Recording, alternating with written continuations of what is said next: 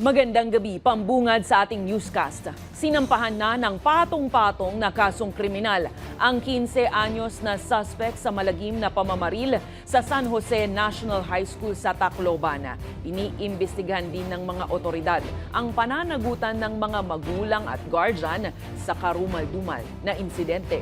Ang balitang A to Z ni Kim Salinas.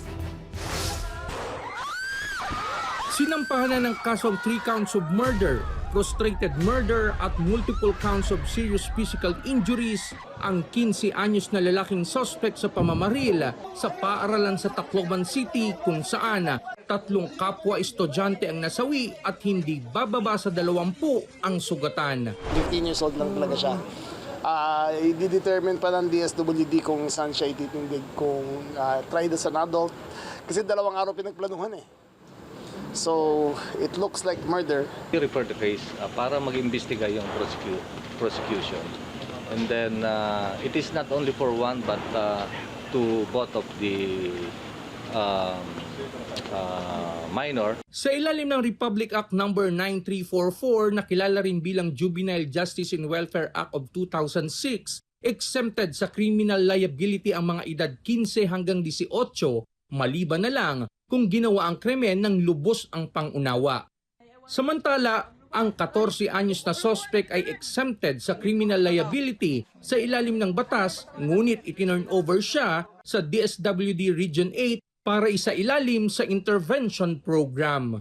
Pero giit ni Rimulya, pinag-aaralan din ang posibleng pananagutan ng mga magulang at tagapangalaga ng 2 minor de edad na suspect.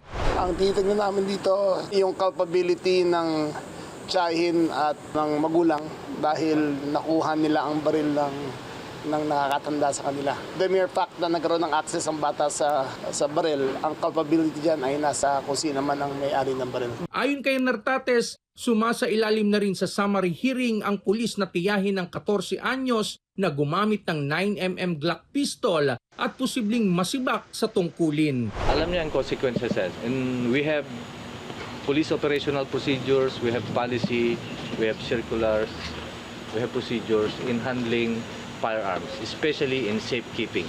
Tinitiyak naman ng mga otoridad ang due process sa pag-usad ng kaso. Para sa Balitang A to Z, Kim Salinas.